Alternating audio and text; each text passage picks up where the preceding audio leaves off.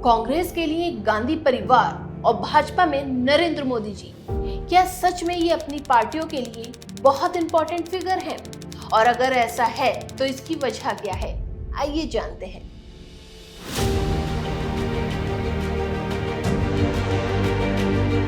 चाहे पार्टी कोई भी हो, उसमें जो सीनियर नेता है वो बहुत मायने रखते हैं, क्योंकि वो सालों से उस पार्टी के साथ जुड़े हैं। चाहे अच्छा टाइम आया हो या बुरा, वो हमेशा पार्टी के साथ रहे, इसलिए इनकी पार्टी में इतनी वैल्यू है। जबकि राजनीति में हमने कई ऐसे नेता देखे हैं जो अपने फायदे के लिए दल बदल लेते हैं या नई पार्टी बना लेते हैं। एक छोटा सा उदाहरण ले ले तो एक परिवार में दो बेटे हैं। एक बेटे ने हर अच्छे बुरे टाइम में परिवार का साथ दिया और दूसरे ने बुरा वक्त आते ही परिवार छोड़ दिया। ऐसे में किसकी इज्जत होगी?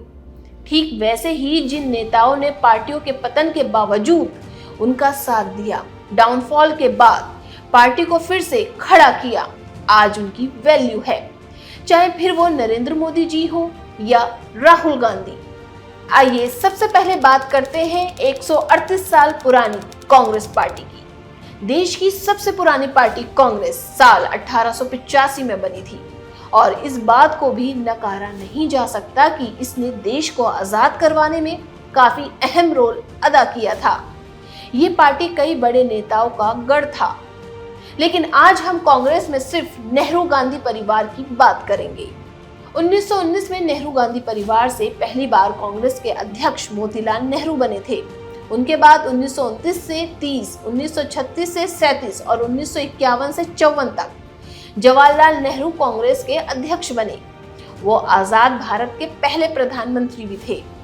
इंदिरा गांधी जी उनकी इकलौती बेटी थी। राजनीति में इनका बहुत इंटरेस्ट था, इसलिए 1959 में उन्हें कुछ वक्त के लिए कांग्रेस अध्यक्ष चुना गया। उसके बाद 1964 में जवाहरलाल नेहरू जी का निधन हो गया। इस बीच कांग्रेस में आपसी विद्रोह शुरू हो गया था।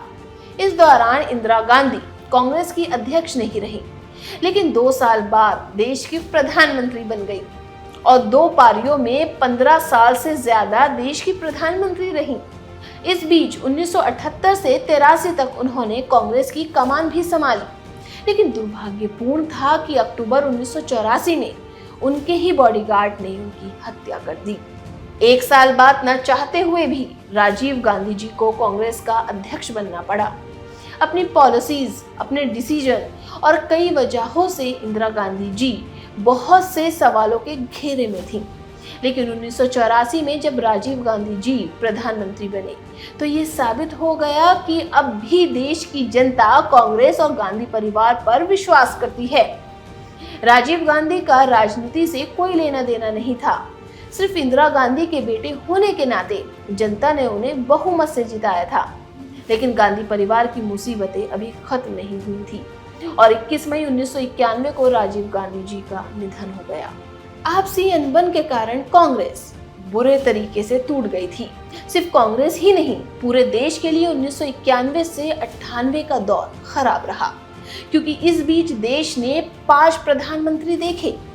सोनिया गांधी जी ने पहले अपनी सास को खोया, फिर अपने पति को, इसलिए उनके मन में अपने बच्चों को लेकर बहुत डर था।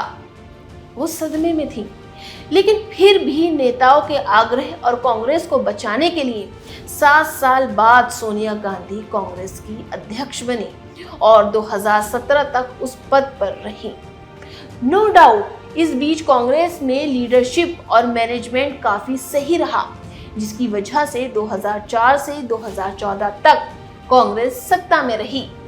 भले ही ये गठबंधन की सरकार थी, वर्तमान में कांग्रेस के अध्यक्ष मल्लिकार्जुन खड़गे हैं। असल में 2014 से 2022 तक कांग्रेस पूरे तरीके से खत्म हो चुकी थी, यहाँ तक कि कांग्रेस मुक्त भारत की बात होने लगी थी। लेकिन राहुल गांधी की भारत जोड़ो यात्रा से कांग्रेस ने एक दमदार वापसी की। उनके संयम और समझ की बदौलत आज कांग्रेस ने अपनी खोई हुई पहचान वापस हासिल की है। इससे ये तो साबित हो गया कि कांग्रेस के लिए गांधी परिवार कितना जरूरी है। अब देखना ये होगा कि 2024 में राहुल गांधी और खड़गे की लीडरशिप में कांग्रेस सत्ता में आती है या नहीं। अब बात करते हैं भाजपा में नरेंद्र मोदी जी की अहमियत की।